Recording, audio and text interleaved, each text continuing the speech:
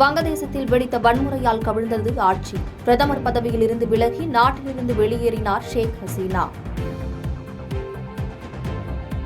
வங்கதேச நாடாளுமன்றம் பிரதமர் இல்லத்தை கைப்பற்றி சூறையாடிய போராட்டக்காரர்கள். முன்னாள் அதிபரின் உருவ சிலை சேதம். வங்கதேசத்தில் நாடாளுமன்றத்தை கலைத்துவிட்டு விரைவில் இடைக்கால அரசு அமைக்கப்படும். அந்நாட்டு அதிபர் முகமது ஷஹாபுதீன் அறிவிப்பு. பிரதமர் மோடி இல்லத்தில் கூடியது பாதுகாப்புக்கான அமைச்சரவை குழு. வங்கதேச அரசியல் விவகாரம் குறித்து முக்கிய அமைச்சர்கள் ஆலோசனை.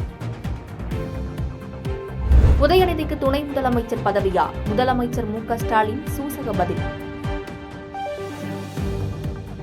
தூத்துக்குடி மீனவர்கள் 22 பேரை கைது செய்த இலங்கை கடற்படை.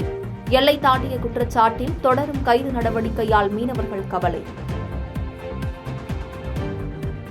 தமிழக மீனவர்கள் இலங்கை கடற்படையால் கைது செய்யப்படுவதை தடுக்க விரைவில் நடவடிக்கை. கைது படலங்கள் தொடர்கதையான நிலையில் வெளியுறவுத்துறை அமைச்சர் ஜெய்சங்கர் உறுதி. நிலச்சரிவு நேரிட்ட வயநாட்டில் உயிரிழந்தோர் எண்ணிக்கை 400 கடந்தது. உடல் பாகங்களை DNA பரிசோதனைக்கு பின் உறவினர்களிடம் ஒப்படைக்கும் பணி தீவிரம். நெல்லை மேயராக கிட்டி என்கிற ராமகிருஷ்ணன் தேர்வு. பிரச்சனையின்றி கோவையில் மேயர் தேர்தல் நடத்த திமுக திட்டம். மகாராஷ்டிராவில் கொட்டும் மழையால் கோதாவரி ஆற்றில் வெள்ளப்பெருக்கு. புனே, நாசிக் உள்ளிட்ட நகரங்களில் மக்களின் இயல்பு வாழ்க்கை பாதிப்பு.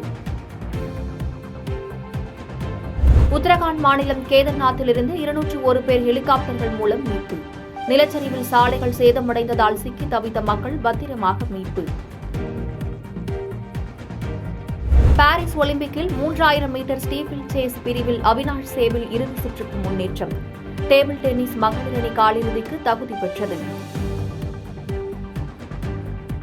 மல்யுத்தம் அரையிறுதிப் போட்டியில் விரல் உடைந்த நிலையிலும் போராடிய இந்திய வீராங்கனை. காயத்தால் பதக்க வாய்ப்பு பறிபோனதால் கண்ணீர். பாரிஸ் ஒலிம்பிக்கில் பெரும் எதிர்பார்க்கப்பட்ட லக்ஷயா சென் வெண்கலத்திற்கான போட்டியில் ஏமாற்றம். முழங்கை காயத்துடன் கடைசி வரை போராடி வெற்றி வாய்ப்பை இழந்தார். பாரிஸ் ஒலிம்பிக்கில் பதக்கத்தை நெருங்கும் இந்திய ஆடவர் ஹாக்கி அணி. முக்கியமான ஆட்டத்தில் இன்று இரவு ஜெர்மனியுடன் பலப்பரீட்சை. பாரிஸ் ஒலிம்பிக்கில் இந்தியா மிகவும் ஆவலுடன் எதிர்பார்க்கும் நீரஜ் சோப்ரா இன்று களமிறங்குகிறார். ஈட்டி எறிதலில் தங்கப்பதக்கத்தை மீண்டும் கைப்பற்றுவதற்கான தகுதி சுற்றில் இன்று பங்கேற்பு. பாதகம் செய்பவரை கண்டால் நாம் பயங்கொள்ளலாகாது பாப்பா.